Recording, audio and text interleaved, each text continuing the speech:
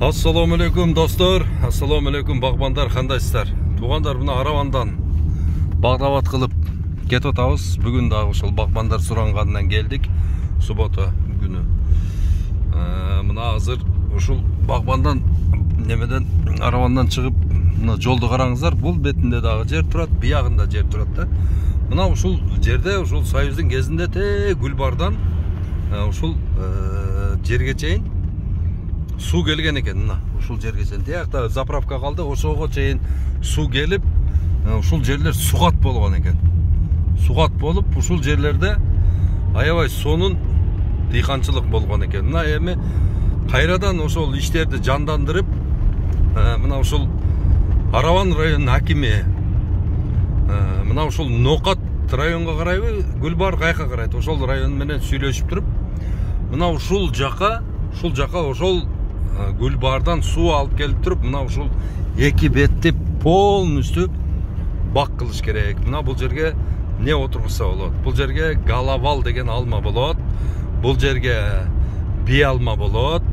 Бул жерге алмурут болот. Бул жерге бадам эксе болот да. Мына ушул эки бетти полностью бак кылыш керек. Туугандар, мына ушул жерге бирдиктүү сортторду отургуш керек. Бирдиктүү. Же алма отургуш керек, же бадам отургуш керек, же груша. Акцент коюп туруп, бир айыл, бир мөмө, бир аймак, бир мөмө деген вопросторду. Мына караңыздар, кандай эбегейсиз жер жатат. Ушул жерге эптемей кылып эле ушул жерди алып койбосун дейби, эмне кылабы, эптем бир арпа будай сееп коюшат. Арпа основной. Ансы түшүмдө эле бербейт. Себеби дегенде жер өлүп калган. Азот жей берип өлүп калган. Мына ошол азот жей берип өлүп калган жерлердин бардыгын бак кылып иштетиш керек. Мына ошондо сонун киреши болот. Мындан ар жагында дагы ошончо жер жатат. Мына тонун ар жагында толгон токой жер Кыргызстанда өтө көп жер иштетилбей жатат. Мына ошону мына биздин бийлик башчыларыбыз ушуга деген акцент коюш керек. Мына быйылкы жыл мынандай жыл. Анан кийин жөн эле ошо буйрукту берсе эле ошо чамынып барып эле бирдемени жасап койбой, полный агротехникалык эрежелерин сактап, шашылбай жасаш керек. Бардыңыздарды айтам, туугандарым, бардыңыздарды айтамын, баг отургузгула. Кыргызстандын келечеги багбанчылыкта. Кыргызстандын келечегин көрсө, ошол багбанчылыктан баштасын ишин. Кыргызстанда бактан башка иш деле калбады да. Мына ушуну пайдаланыш керек, баг отуруш керек. Анан кийин туугандар, азыр мына портердин аркасынан айдаймын, туугандарым, мына ушул тамыргачылып бар жерде жаткан көчөттөрдү эч качан отургузбагыла. Бул көчөттөр эч качан пайда алып келбейт бизге. Мына Кыргызстандын, Өзбекистандын, Тажикстандын көчөттөрүн такыр отургузбагыла. Булардын мына границадан нарака бунун алмасын эч ким албайт. Дүйнө жүзү Пепси, Кола, Фанта, Спрайт сурап атса, биз болорго эмне чалап, атала, шоро менен барабызбы? Албайт буну деген. Мынанын деген аты заты жок, бир детдомский көчөттөр. Буларды эч ким тааныбайт, булардын сортун.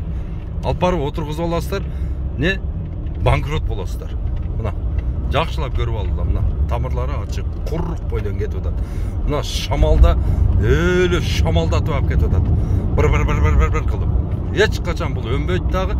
Мына 30 жылдан берки кылган ишибиз ушул.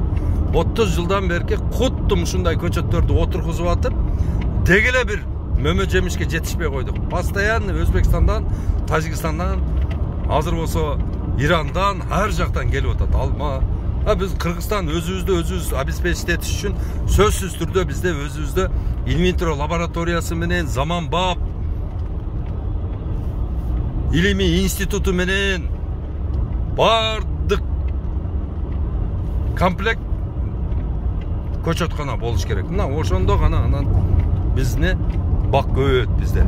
Мына азыр Өзбекстандан чыккан, Тажикстандан чыккан, дагы башка жактан чыккан көчөттөрдү отургузуп мына ушул жерге келдик. Мына көчөттөрдү туугандар контрабанда жолу менен чыгарат дагы Өзбекстанда. баягы жол болуп калганда кышындасы чыгарышат дагы. Бир үйгө алып кирип туруп эле баягындай отун жыйгандай эле биринин үстүнө бирин жыйып анан судан чачып коет. Болду. Bir жылда Кыргызстанга, ушул Өзбекстандан 10 миллиондон ашык көчөт контрабанда болуп кирет. Оны бардык органдар билишет буну.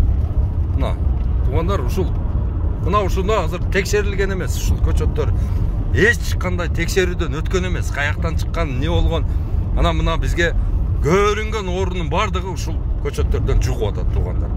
Бардыңыздарды айтамын. Мына ушундай көчөттөрдөн этият болуңуздар, албаңыздар. Жөн эле албай эле койгула болду. Сапаттуу көчөт холодильниктен сатылат. Сапаттуу көчөт эч качан көчөдө портерге жыйып коюп, же бир жерге сөйөп коюп, тиреп коюп сатылбайт. Сапаттуу көчөттөрдү холодильниктен сатылат. Туугандар, сапаттуу көчөт только холодильниктен сатылат. Эч качан момундай тамыры ачылып, шамалдап ар жерде жүрүп келбейт. Мына эсиңиздерден чыгарбаңыздар туугандар. Бардыңыздарды сапаттуу көчөт менен багбанчылык баштаганы чакырамын туугандарым. Ассаламу алейкум.